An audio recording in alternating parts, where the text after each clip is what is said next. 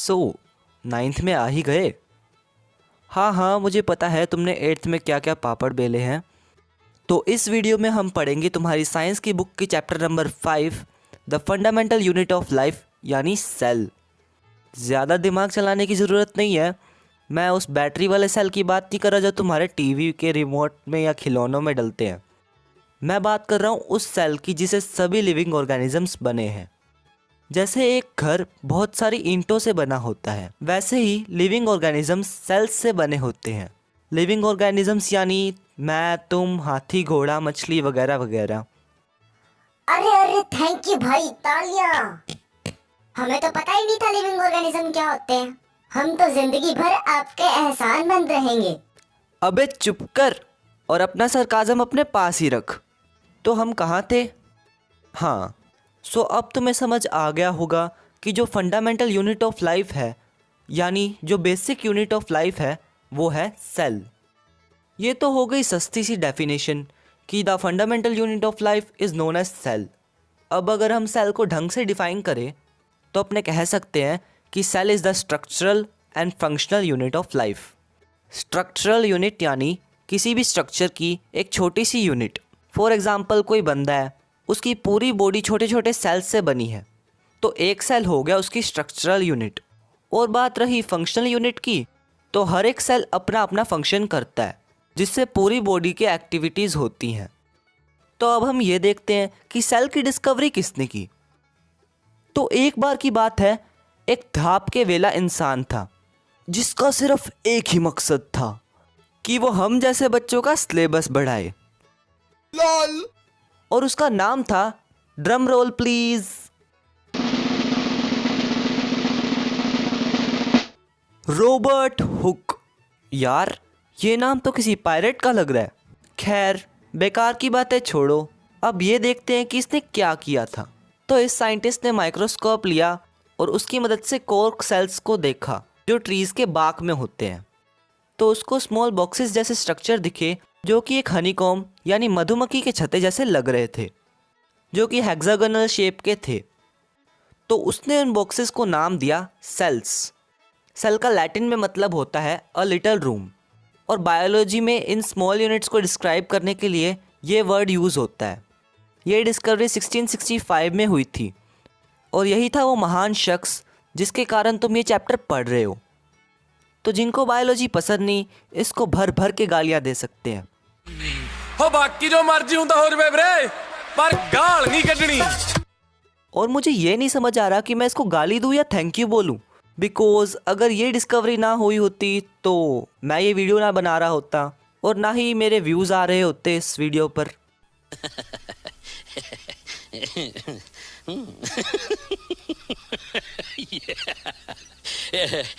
और जैसा कि तुम्हें पता है, इंसान कभी चुप नहीं बैठते, उनके दिमाग में एक के बाद एक क्वेश्चन आता ही रहता है। तो लोगों ने सेल के बारे में और जाना, और अब मैं तुम्हें बताने जा रहा हूँ कुछ ऐसे साइंटिस्ट के बारे में जिनको चुल मची थी इन डिस्कवरीज को करने की।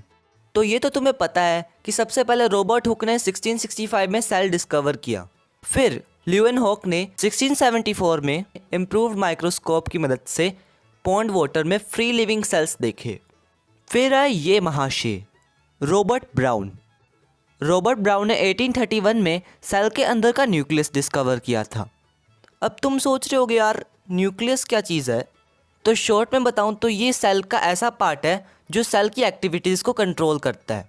जैसे हमारी बॉडी की एक्टिविटीज़ को ब्रेन कंट्रोल करता है, वैसे ही ये बॉडी जिन सेल्स से बनी हुई है उनकी एक्टिविटीज़ को न्यूक्लियस कंट्रोल करता है। वाओ, कितनी कमाल की चीज़ है ना। सो अब हम जाते हैं स्लाइडन और श्वान की तरफ। तो इन्होंने 1838 से 1839 के बीच में सेल थ्योरी दी। सेल थ्योरी में उन्होंने बताया कि सभी प्लांट्स और एनिमल्स सेल्स के ही बने होते हैं, और ये भी बताया कि cell is the basic unit of life. और फिर आए परकिंजे भाई साहब, जिन्होंने 1839 में सेल के अंदर के फ्लूइड सब्सटेंस को नाम दिया प्रोटोप्लाज्म।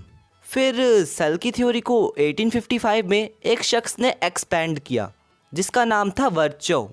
उसने बताया सभी सेल्स उन्हीं सेल्स से बनते हैं जो पहले से हैं। अगर तुम्हें ये समझ नहीं आया कि मैंने अभी क्या बोला, तो टेंशन मत लो, मुझे भी नहीं समझ आया। मजाक कर रहा हूँ। मैं ये बता रहा हूँ कि जो पहले वाले सेल्स हैं जब वो डिवाइड करते हैं तभी उनसे न्यू सेल्स बनते हैं, यानी old cells arise from pre existing cells. और फिर आखिरकार बाद में नोल और रस्का ने 1940 में इलेक्ट्रॉन माइक्रोस्कोप बनाया। इस माइक्रोस्कोप के कारण से हम और ज़्यादा जूम करके देख पाए, जिससे हम सेल के कॉम्प्लेक्स स्ट्रक्चर और उसके ऑर्गेनील्स को समझ पाए। ऑर्गेनील्स बोले तो जैसे हमारी बॉडी में ऑर्गन्स अलग अलग फंक्शन परफॉर्म करते हैं हमें ज़िंदा रखने के लिए, वैसे ही सेल्स में ऑर्गेनील्स होते हैं जो कि अपना अलग अलग फंक्शन परफॉर्म करते हैं। काफ़ी मज़ेदार बात है ना, बॉडी के अंदर ऑर्गन्स हैं और वो ऑर्गन्स भी सेल्स से बने हुए हैं जिसके अंदर भी ऑर्गेनील्स हैं। चलो अब हुआ डिस्कवरीज का पिटारा ख़त्म फाइनली। वैसे मैं बता दूं, ज़्यादा अपने दिमाग की दही करने की ज़रूरत नहीं है, धीरे धीरे करके ये नाम याद हो जाएंगे। ऑल्सो ये नाम याद करने इतने भी हार्ड नहीं है, ज़्यादा से ज़्यादा इसमें 1 या 2 नंबर के क्वेश्चन बन सकते हैं। तुमने अभी तक मेरे मुंह से सिर्फ यही सुना होगा कि हमारी बॉडी या किसी भी ऑर्गेनिज्म की बॉडी बहुत सारे सेल्स से बनी होती है, पर तुम्हें जानकर हैरानी होगी कि कुछ ऑर्गेनिज्म सिंगल सेल्ड भी होते हैं, यानी एक सेल ही पूरा का पूरा ऑर्गेनिज्म है। तो सेल के नंबर के बेसिस पर ऑर्गेनिजम्स 2 टाइप के होते हैं। एक होते हैं यूनिसेलुलर ऑर्गेनिजम्स जो कि एक ही सेल के बने होते हैं, और इसके एग्जाम्पल्स हैं अमीबा, क्लेमेडोमोनस, बैक्टीरिया वगैरह वगैरह। दूसरा टाइप है मल्टी सेलुलर ऑर्गेनिजम्स जो कि काफ़ी सारे सेल्स से मिलकर बने होते हैं। ये सभी सेल्स एक ग्रुप में बॉडी में अलग अलग फंक्शंस परफॉर्म करते हैं जिससे बॉडी के अलग अलग पार्ट्स बनते हैं। इसके एग्जाम्पल्स हैं कुछ फंजाई, प्लांट्स और एनिमल्स। और तुम्हें एक बात बता दूं, मल्टी सेलुलर ऑर्गेनिजम्स के जो सेल होते हैं वो एक सिंगल सेल से ही बनते हैं, मतलब एक सिंगल सेल से बहुत सारे सेल डिवाइड कर करके बनते हैं। कुछ याद आया? वर्च्यो की सेल थ्योरी के अंदर all cells come from pre existing cells. Cells भी अलग अलग शेप्स के होते हैं, जिस टाइप का वो फंक्शन परफॉर्म करते हैं उसी टाइप की उनकी शेप या साइज़ होता है। जैसे अमीबा को ही ले लो, उसकी शेप चेंज होती रहती है बार बार। और तुम देख सकते हो smooth muscle cell, blood cells, nerve cell, ovum, sperm, bone cell, fat cell, इन सभी की शेप और साइज़ अलग अलग है क्योंकि इनके फंक्शन भी अलग अलग हैं। अब मैं तुम्हें कुछ फैक्ट्स बताता हूँ। सबसे स्मॉलेस्ट सेल है माइकोप्लाज्मा और सबसे बड़ा सेल है ऑस्ट्रिच का एग। और ह्यूमन बॉडी की लॉन्गेस्ट सेल की बात करें तो वो है नर्व सेल्स। एक बात मैं तुम्हें बता दूं कि जो मल्टी सेलुलर ऑर्गेनिजम्स होते हैं उनके अंदर डिवीज़न ऑफ लेबर होता है, यानी बॉडी के अलग अलग पार्ट्स अलग अलग फंक्शन परफॉर्म करते हैं ताकि उस ऑर्गेनिज्म के बॉडी के ज़रूरी फंक्शंस जो कि उसको जीने के लिए काफ़ी ज़्यादा ज़रूरी है वो होते रहें। जैसे हमारी बॉडी का हार्ट हो गया, वो ब्लड पंप करने का काम करता है, और जो पूरा डाइजेस्टिव सिस्टम है वो डाइजेशन का काम करता है। वैसे ही अगर हम एक सिंगल सेल के अंदर देखें तो उसमें भी डिवीज़न ऑफ लेबर होता है। याद है मैंने तुम्हें ऑर्गेनील्स के बारे में बताया था? तो सेल के अंदर का हर एक ऑर्गेनील अपना स्पेशल फंक्शन परफॉर्म करता है। जैसे कुछ का काम होता है नया मटेरियल बनाना, कुछ का काम होता है वेस्ट मटेरियल को ख़त्म करना, और ऐसे ही बहुत सारे। और एक सेल अपने सारे फंक्शन ऑर्गेनील्स की मदद से ही कर पाता है। इतनी देर से तो हम सेल के बारे में बात कर रहे थे, अब थोड़ा ढंग से उसके स्ट्रक्चर के बारे में भी पढ़ लेते हैं। तो वो 3 बेसिक फीचर्स जो हर एक सेल में होते हैं वो है प्लाज्मा मेम्ब्रेन, न्यूक्लियस और साइटोप्लाज्म। प्लाज्मा मेम्ब्रेन सेल की आउटर कवरिंग होती है, न्यूक्लियस सेल की सारी एक्टिविटीज़ को कंट्रोल करता है, और सेल के अंदर का जो फ्लूइड कंटेंट है उसे साइटोप्लाज्म कहते हैं। और इन्हीं तीनों के कारण सेल के अंदर की सभी एक्टिविटीज़ पॉसिबल हो पाती है। और आगे के चैप्टर में हम इन तीनों के बारे में डिटेल में पढ़ेंगे।